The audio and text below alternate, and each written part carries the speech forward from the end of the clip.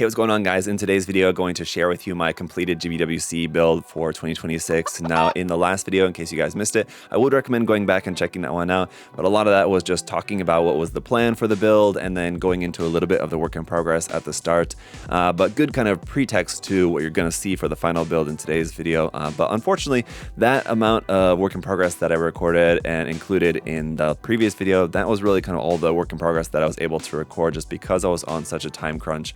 It just wasn't really possible to spend the amount of time, additional time, recording the process and sharing that on videos. So basically, we're just going to cut to the finished product now, but I will talk in today's video a lot about kind of what went into all the different parts of the build and everything, and I hope you guys like it, but there's a lot to go over. So without any further ado, let's get into taking a look at the entry and I'll talk some more about it. So let me go ahead and talk about each section kind of in parts, because that's how I handled this project. That was one thing that was definitely helpful to just kind of taking on this project and finishing this project, was by handling kind of each section one at a time. And like working on one single piece for a long time was always going to be a weak spot for me. It's just I have a hard time doing that.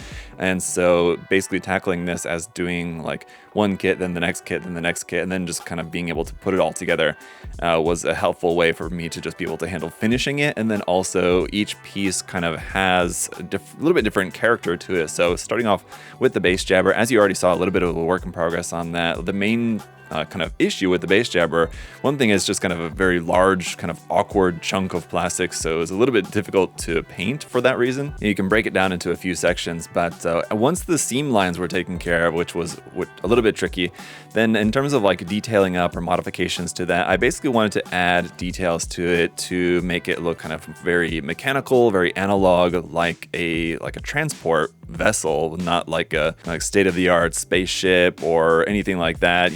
Set it apart from the mobile suits in that it basically looks like a piece of machinery, like a space semi-truck, essentially, something like that. So for details, I basically just added like some rivet details around here and there, some hook handle details around like kind of near the front end of that, added some little antenna bits just around the front end. And another part that was particularly challenging was the front like cockpit window, because it was a molded detail, and so it unfortunately wasn't a separate part. It would have been cool if that was actually like a clear part in there, but I struggled thinking about like kind of how I wanted to do that. Ultimately, what I ended up doing is just scribing out the lines around the edge of that window, and not very well, mind you, a little bit rough, and then just deciding to just kind of paint it. And I ended up painting it in a kind of gold color, and I think it looks okay when you're looking at the project as a whole. If you look up close at that particular part, it's not very good. That was definitely a tough part of the kit. And then just adding some detail parts around here and there, added some cables around like going into the engines at the back, added the radome part there at the front, because you can imagine if this is like a transport vessel, they're going to want to have, especially for transporting something that's like a secret mission, sort of like this transporting a new like classified mobile suit. They're going to want a little bit more kind of enhanced radar capabilities, just to make sure that they're not going to be around anybody or being seen or detected or anything. So I was trying to think about adding parts that just kind of made sense for the scene, and not necessarily just adding detail for the sake of detail. There's a little bit of that, a couple of little bits that I added here and there just to like kind of add some more detail to it, but I tried to kind of think about it in a logical sense. What would make sense to add to something like this? And then the same thing goes for the color scheme as well. Wanted it to be pretty utilitarian with just this kind of dark green kind of color scheme. I didn't really like the kind of bluish color scheme of the original, and I figure we had a lot of blue that was going to be in the other aspects. The unicorns got a little bit of blue on it. The ReZELs they're a lot blue. I ended up obviously changing those to have much less blue on them, but I wanted to change it up for the base jabber. And then I felt that green color scheme would be accented really nicely by some sort of like colorful MSV style decals on that. So the red and yellow decals are from an MSV decal sheet there for those. So those worked really nicely just to kind of add like little pops of color in and around on the base jabber, so it's not like too just drab. And those decals also help set it apart from the other mobile suits. So other than that, and modifying the landing gear to be on the side rather than straight down, I'm really happy with how that turned out. It's a small thing, but I think it just makes it look better overall. So again, that's kind of like the main thing with all the parts of this that I worked on. It's like small changes that are not really that noticeable necessarily, but it's only kind of when I point them out or when you notice them and you realize, oh, okay, that's different from the original kit. and that's kind of what I was going for. So, and then of course the other main challenge for the base jabber was just creating a system to hold the unicorn, and this was another thing that I struggled with a lot, what to use for that, and I ended up changing my mind a couple times, thinking about like different elements to use for how it would actually be, holding the unicorn for transporting it. And what I ended up using is just some different parts from some different Bandai like option part sets that ended up working quite well to basically look like a sort of mechanical arms with sort of clamps there at the end that can just kind of hold the unicorn in place. But funnily enough, while they're meant to look functional, they're actually not functional at all. The unicorn is attached to the base jabber just with one single 3mm rod going from the back skirt of the unicorn into the base jabber, and those clamps are actually just there. They're just there just for show.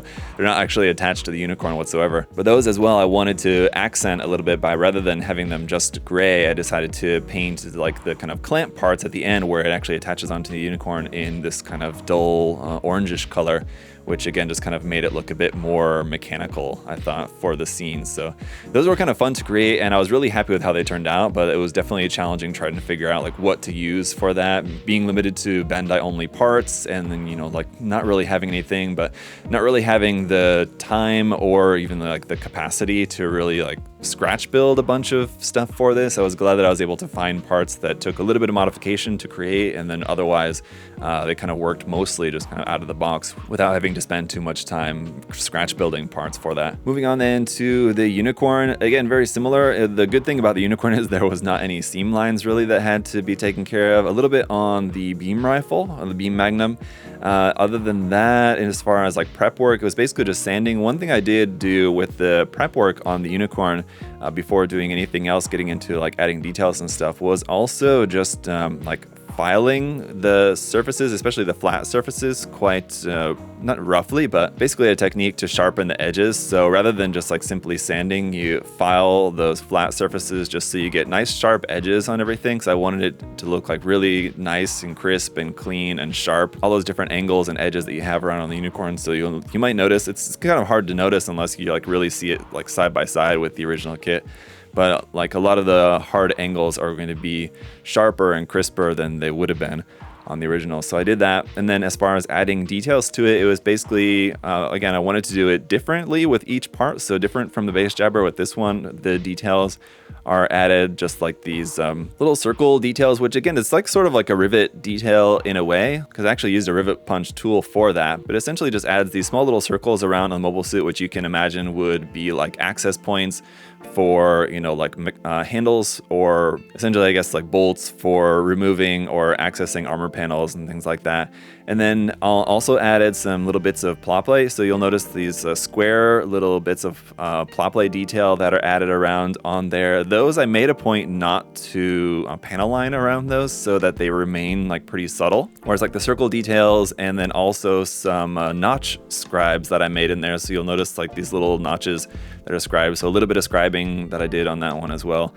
Those details are all panel lined in, but I did not panel line around the little square raised details that I added, just because I wanted those to kind of blend more in with the armor. And I knew that adding too many details, because there was also going to be a lot of decals, and then also like the seal tape on there, the safety seal tape was going to be on there. So I knew that there was going to be a lot of visual detail all over the unicorn, and so I felt that those little raised bits of square plot plate detail added to the outside of the armor didn't need to be emphasized, but they could be there just as kind of like a subtle thing to notice. But I did do a little bit of modification to, in particular, the chest and the crest just above the eyes. So I extended the crest above the eyes that's sticking like up, not the V-fin part, the antenna, but the part in front of that. Extended that out a few millimeters just to make that kind of a bit longer, more extended. And then also the chest part of the chest, raised that up a few millimeters as well, just to kind of make the chest look less flat and a bit more pronounced, especially since it was going to be on its back. I didn't want it to just be kind of looking like too flat, so to have some nice raised surfaces there, I felt like that kind of fit with the design a bit more. And then just painting, and I wanted it to be very bright white to really set it out apart from the rest of the scene. Everything else is just kind of dark, grayish kind of tones. It's in space, but I wanted the unicorn to be very bright. And so of course just went for a white on white. I primed in white with, I had to tint to the primer. I didn't want to use gray primer because I knew it was going to dull the white too much. And then when I sprayed white on top of that, I was going to have to like really lay on the white a lot in order to just kind of bring it back to being bright white from gray primer. So I couldn't use gray primer, but using white surfacer on top of white plastic and then white paint was just going to make it like really too hard to see. So for the surfacer, I did add like a little tiny drop of gray in it just to make it so it's just barely off white. So the surfacer, I could actually see it against the plastic where I had actually sprayed the surfacer. So the surfacer was in like off white.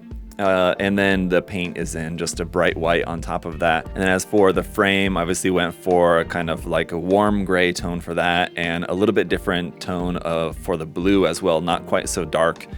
For the blue tones there. And then for the Psycho frame, most of the Psycho frame is not visible. So there's some parts of the Psycho frame in there that are not painted at all, but they're the parts that are completely invisible when it's in unicorn mode. The parts that would be visible, like most notably like on the back side of the shield, for example, those Psycho frame parts. And there's a couple other Psycho frame parts in there that I did go ahead and paint. I painted them in silver just to display them as the kind of like inactive Psycho frame.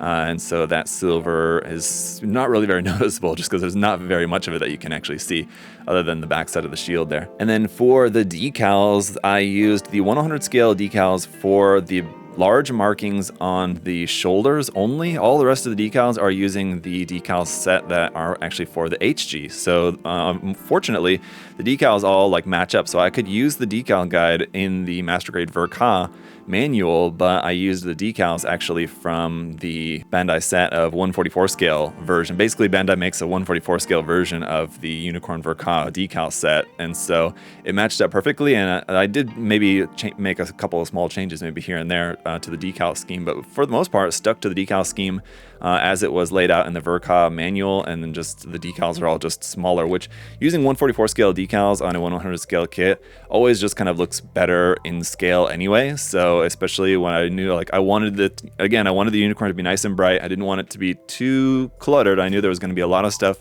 like adding to that with all the decals and the seal tape. So had I used the 1/100 scale decals, they just would have been like too large, covering up too much of the white. I wanted to keep as much white exposed as possible. And so then once that was all done, obviously the last step then was just adding the seal tape on that. And that was just using just red masking tape, which I was able to find just at a hobby store. I looked for like red colored tape, and I was a little bit worried about how well that masking tape would stick. But if you guys saw my project where I painted the new Gundam bust model kit a couple years back, I did the same thing for that, and I used that tape for that kit, and I knew that it worked really well. In this case, I was using much smaller pieces of the tape because the bust kit was in 1/35 scale, and I was using like pretty big pieces for that. But in this, I was using basically most of the strips that you see on there are like 1 millimeter by like 3 millimeters, something like that. Small little pieces of tape, but they actually hold on there really well and end up looking really nice. So that's of course inspired by like sometimes you'll see Gundams that are, you know, like fresh out of the factory, in particular like the new Gundam in Char's Counterattack, you see it with some tape on it, and I've just seen other custom builds, and you know, again, I've done that bust model kit where I used that technique on it, the factory seal tape, and I really like the look of that, so it's something that I really wanted to include on this. Include a couple like cover parts too, like you'll see the orange bits on the side skirts are meant to look like just covers covering up the vents on the side skirts, and then there's also an orange piece in the muzzle of the beam magnum that's also meant to just look like a cover bit that's meant to be, you know, removed when it's actually going to be used. Lastly then, for the ReZELs actually probably have like the least amount of physical modification to the kits. There again was not much in the way of like seam line removal that had to be done, basically just on the weapons, on the large cannon, on the commander type, on the rifle of the regular version, and some seam lines like on the backpack parts that had to be removed. Otherwise it was just a matter of just a lot of sanding. I mean, they're just large kits and they have a lot of parts of the prep work on their 2 ReZEL kits. Took a long time just to kind of get them all sanded.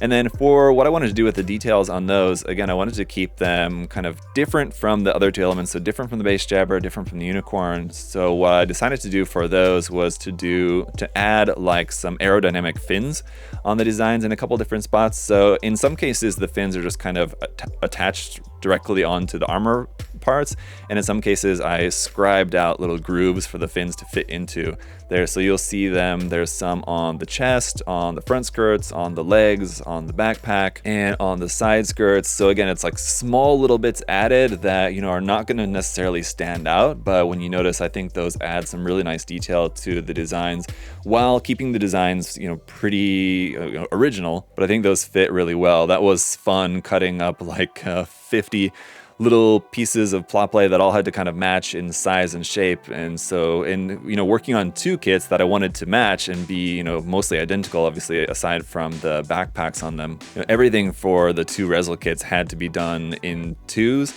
Or in the case of, if it was like something for the limbs, then it had to be done in 4s. And so, and then if it was for the inside and outside of the limbs, it had to be done in 8s. And so there was a lot of parts just to deal with the ReZELs there. And then one thing that I didn't really like about the 2 kits is I don't like that the clear parts are different. For the one kit, I think it's for the regular type, they're in green, and for the commander type, they're in pink, or I might have that reversed. But the clear parts for like the visor, the cameras on the chest, and then the cameras in the shoulder parts, I wanted them to be the same, so I ended up painting those, and that was another thing that I kind of struggled with, what colors or what paints to use for those. And I actually tried a couple different things and ended up sanding the paint back and you know, painting again. So those parts actually got painted a couple times before I finally decided on a mixture of basically silver and then some like fluorescent blue-green over the top of the silver there, and then some clear, clear gloss coat over the top of that. And I think those came out pretty good. I'm still never really happy with like camera parts. You know, no matter what I do, I always am not 100% happy with that, whether I like paint them or use different like kind of stickers or like Aurora film or something, whatever is the case. I'm still like finding my preferred method for what I like to use for camera bits, but I think the cameras came out okay. The other thing, aside from the backpacks that sets them apart, is just that for the commander type at the back, I wanted to have the cockpit open and I wanted to have the pilot, you know, outside of the cockpit there. The idea was that, again, this is like a secret mission, and so they're transporting the unicorn, you know, through space, and they're trying to be secretive about it, and so they want to avoid using any kind of radio contact. So my idea was that the pilot of the ReZEL there was hopping out of the cockpit to signal something to the base jabber. Perhaps there's like a larger piece of debris they need to look out for, or there's like you know, some enemy patrol or something they see like off in the distance, or just like a ship to watch out for or something. So whatever it might be, I don't know, it's up to you to decide what you think that they might be signaling to, but that was kind of the idea. Otherwise, you know, you would think that there's not really any reason for the pilot to get out of the cockpit to signal something to the transport vessel. You know, obviously they would just use radio, or I think that the mobile suits can also just like by like touching, just by touching the base jabber, it would also kind of be able to communicate like that. I think that's something that exists in the Universal Century. I try to think of things, you know, realistically of what actually exists in universe. But anyway, so it is one element of this that, you know, kind of makes sense, kind of doesn't really make sense, depending on like how much you think about it. So don't think about it too much. But that was it for the ReZELs. Then when it came to painting them, that was also something I struggled with a lot, thinking about what colors I wanted to use for the ReZELs. As I said, I didn't necessarily want to stick with the original blue color scheme, but I didn't want to go like completely gray. I wanted it to be a little bit different, but also have them not like standing out too much, too bright colored or anything. I wanted them, again, to look like pretty utilitarian. And I also had the idea of wanting to incorporate some like XS Gundam style, like large splinter camo in there that you might see usually on like the XS's like shoulders and like some of the blue parts on the XS Gundam sometimes. And so looking around at some different artwork, I'd seen that there's, I guess, like some like custom version of the ReZEL from some game or something, and I thought that it did actually look pretty good in gray. So sticking with some gray tones, but I kept the frame lighter just because I thought, okay, let's try to think about these units just because they're like essentially like transforming aircraft, right? The aircraft that transform into mobile suits. And so I thought basing the color scheme sort of off of like a real life like jet aircraft in gray here, and then typically a lot of the like internal mechanics stuff is a lighter color just because that makes it easier to see, easier to work on, the actual mechanics of the aircraft on the inside. So for that reason, I decided to make the inner frame lighter rather than darker, so the inner frame is actually lighter than the armor, being in this kind of, again, like a light tan gray kind of, it's actually almost almost a hemp sort of warm greenish yellow kind of gray color there for the inner frame, and then the armor is a little bit darker, being actually neutral gray. And then I'd used some just masking and just tinted that neutral gray a little bit lighter to make the camo that you see on there, which again is very subtle, but I think it's one of those things that I think it actually came out looking really, really nice. I'm very happy with how the camo came out looking on those mobile suits there on the ReZELs, just because it's not something that you're going to notice straight away, but when you do notice, I think it looks really, really good. So that, and then the decals for the ReZELs, seeing as how Bandai unfortunately doesn't make waterslide decals specifically for the ReZELs, I had to use a combination of different things for that. I think most of the decals came from a couple of different decal sets for the Zeta Gundam. Actually, for the most part, a lot of those decals are from different Zeta Gundam decal sets. And lastly, for making the debris, I know I said in the earlier part of the process that I had actually decided against making space debris for this, because I thought that kind of made it look a bit too much like a battlefield or something. But talking about this project with Ryan, one thing that he suggested is that maybe that they would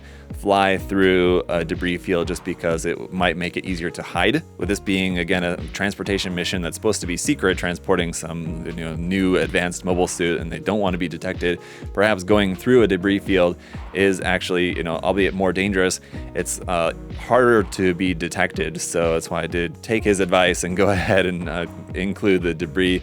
And that was something that I also struggled with, kind of how to go about making that. Something that I obviously knew was going to have to include a lot of scratch building and just kit bashing, parts to make the debris, and then just a lot of plot plate and plastic tubes and things like that. Typical stuff that you see people using for making like space debris like this. You see it in a lot, especially a lot of GBWC builds and just a lot of like space diorama builds and things like that. So I'm sure you guys have seen it a million times, but I wanted to, if I could, make it look, sort of unique, sort of different. And so one thing that I decided that I did want to use was those frame parts, which you see red here in my diorama. Those just being from a 30 Minutes Missions custom scene base set, which is actually supposed to be like truss detail parts for like a hangar base, but I used those basically as like the skeleton. And the square panels that you see, those are just pieces of plot plate. So I just cut square pieces of plot plate, then just kind of cut them up and damage them in order to make them look damaged. And then, I added some rivet details onto them and cut them up and made them look damaged and attached them onto the like truss skeleton. And then also on the back side of those added some pieces of runner. So I just had like pieces of runner just to make it look like piping and tubing, just to go in, just to make the structure look like it was, something that was once like a functional, the outer shell of like something. I was envisioning it as parts of the colony that you see actually at the very beginning of the Unicorn series, before the Unicorn Gundam is there in the series, but just kind of at the very beginning where you see the colony getting blown up. And so anyway, once the pieces of debris were constructed, and then I damaged them up by just using a Dremel at first, just to kind of damage all along the edges and everything where it would be broken and burned and destroyed and whatever.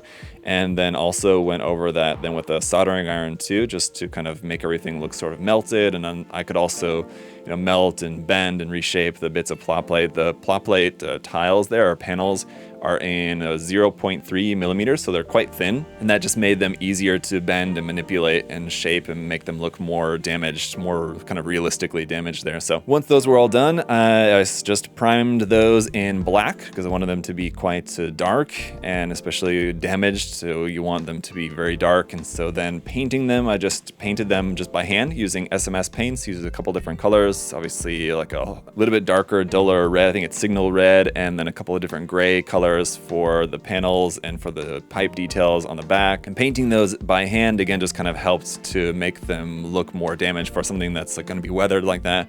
Painting them by hand was the way to go for those. And then added a couple of decals on there, and then the large lettering that you see on that piece, like on the front, that was just masked. I just made a mask for that and just airbrushed that on. And so again, like airbrushing that on allowed me to airbrush it in a way that was not super even, so that the paint was uneven, just kind of adds to the look of it being weathered. And then a wash of weathering color over those just kind of helped to kind of seal the deal, make them look like nice damaged pieces of space debris there. And then lastly, I guess, is just the base itself. The base was something that was one of the things I struggled with the most with this whole project from the beginning. I knew what I wanted the scene to look like. but I didn't know how to mount it onto a base. And so I went through many ideas of what to actually use for the base and how to use wood. I knew that I wanted to use wood for it, but I didn't exactly know how. And then, you know, do you want it to look like decorative, or do you want it to look like something that's actually more a part of the scene? And I had this big round wooden tray, actually just from IKEA, and I realized, you know, I can kind of flip this around. The size was just right. I think it's like 47 centimeters, and you're limited to 50 centimeters size for GBWC. And so it was like the perfect size, because I knew the scene was going to be pretty large. I'm using 100 scale kits, and there's, you know, a few different kits, you know, crammed into this small space. So that round tray I thought would make for a good base. And so at first I was thinking, you know, just having it flat, and then I kind of realized, oh, what if I could set it up at an angle? That would be really cool. And then I had the idea of using these wood pieces there. And at first I was going to make it more of just like a single kind of block built into the center of that, you know, the center of the circular tray, and then have like a square block in the center, and then just have it up at an angle. And then I thought, well, what if it's just a series of like smaller blocks that are at an angle? And so eventually, after a few different ideas and trying things out, I came up with this idea of using these wood blocks cut at angles and set at angles to basically make it look like they're kind of protruding from underneath and going up through the base. And then I could kind of mount everything to those. And so that's just kind of how that worked. And then I was thinking to just keep the whole circular part of the tray in this kind of like a more reddish kind of stain that it has, and then just painting the blocks in like this darker gray. And once I did that, then I realized it would probably look better if the whole top part was all in this darker gray, so I ended up painting the whole top. Anyway, as you can tell, it all just kind of evolved kind of as it was going along. And then there was this rim around the tray that needed to be filled with something, and so I decided I could put like LED wiring around the rim, but I didn't want it to be, you know, too bright and like shining up on the mobile suits. So I thought I can add LEDs around the edge and then add something on top of there so that the light will emit out to the sides, but not up onto the bottom of the mobile suits. So I didn't want to be like illuminating them from below necessarily, but it was a good opportunity to just add some LED lights around the edge of the base. And so I had to cut pieces of plot plate to basically be like a trim around the edges there that would end up covering that beveled edge where I was going to be putting in the LED wire. So it was actually a complex system around the edge. So first of all, I used like a plastic I-beam part in there, which would basically serve as the attachment point for the part on top. And then the LED wiring, and then a clear plastic rod on top of that to diffuse the LED light a bit. I used a clear plastic rod and sanded that to work as a diffuser. And then the part that's on top, which is the only part that you can actually really see of that, was originally not meant to be damaged, but I realized just kind of making it very clean and pristine, you know, kind of cover part going around the edge, I didn't really like how that looked either. So I thought, well, I'll just make it damaged to look, you know, similar to like how the debris looks, and that's what I did. And so as you can see, this is how it turned out. Something I'm still not entirely happy with. The base, as you can tell, kind of went through a lot of different ideas, and some things I think, you know, worked out well, some things I think less so. And so the base is probably the one thing that probably comes off the most as like not completely thought out, and that's because it wasn't. For as much thought as I put into like trying to figure out how I wanted the base to look, I was never like really super completely happy with that. Whereas the rest of the scene, I think like for the most part, you can tell like kind of all is like pretty coherent, makes, you know, pretty much good sense.